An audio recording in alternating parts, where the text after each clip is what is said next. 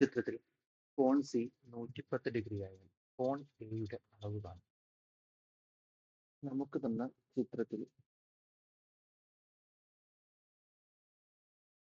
ചിത്രത്തിൽ കോൺ സി 110 ഡിഗ്രിയാണ്. A B C D എന്ന് പറയുന്നത്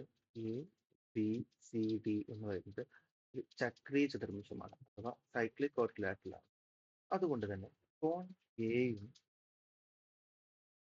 കോൺ സിയും കൂട്ടിയാൽ 180 ഡിഗ്രിയാണ് കിട്ടേണ്ടത്.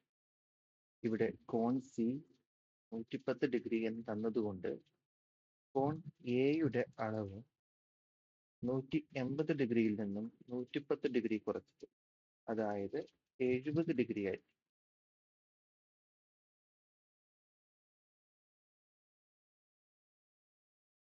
അടുത്ത ചോദ്യം നോക്കാം. ചിത്രത്തിൽ എ ബി സി ഡി എന്നീ ഞാണുകൾ പിയിൽ കൂട്ടിമുട്ടിയിട്ടുണ്ട്. സാധാരണ ചോദിക്കുന്ന ഒരു ചോദ്യമാണ്. തന്നിരിക്കുന്ന കാര്യങ്ങൾ പിയുടെ മുറിച്ചു കിടക്കുന്നു. എ ബിയുടെ നീളം മൊത്തം 17 സെന്റിമീറ്റർ ആണ്. എ ബിയുടെ നീളം തന്നിരിക്കുന്നത് 17 സെന്റിമീറ്റർ.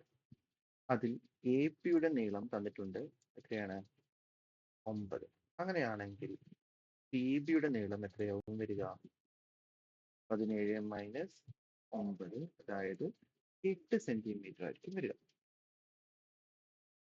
ഇനി ഇതായിരുന്നല്ലോ നമ്മൾ ഒന്നാമത്തെ ചോദ്യം. എ ബിയുടെ നീളം കിട്ടി, എത്രയാണ്? 8 സെന്റിമീറ്റർ. പി ഡിയുടെ നീളം തന്നിട്ടുണ്ട്, എത്രയാണത്? പി ഡിയുടെ നീളം 12 സെന്റിമീറ്റർ. നമുക്കറിയാം A P into P B equals P C into P D എന്നാണ്. പി ബിയുടെ നീളം എത്രയായിരുന്നു? 8 സെന്റിമീറ്റർ. അതായത് 9 ഇൻറ്റു 8 സമം പി സി ഇൻറ്റു 12. നമുക്ക് പി സിയുടെ നീളം കാണണം. 9 ഇൻറ്റു 8 ഡിവൈഡഡ് ബൈ 12. രണ്ടിലും പോകുന്ന സംഖ്യയായ 3, 4, 2, 3 ഇൻറ്റു 2 6 സെന്റിമീറ്റർ എന്ന് കിട്ടി. പി സിയുടെ നീളം എത്ര കിട്ടി? 6. സൂത്രവാക്യം നമുക്ക് നിർബന്ധമായും പഠിച്ചിരിക്കണം. പരീക്ഷയ്ക്ക് വളരെ അധികം സാധ്യതയുള്ള ചോദ്യമാണ്. A P into P B equals P C into P D. ഇവിടുത്തെ ഒരു ചോദ്യം നമ്മുടെ മോഡൽ എക്സാമിന് ചോദിച്ചിരുന്നു. മറ്റൊരു ചോദ്യം. ചിത്രത്തിൽ O വൃത്തകേന്ദ്രമാണ്. കോൺ എ സമം 60 ഡിഗ്രി. ഇതിലുള്ള ചോദ്യം കാണുമ്പോൾ തന്നെ നമ്മൾ ആവേശം കയറി ചെയ്യും.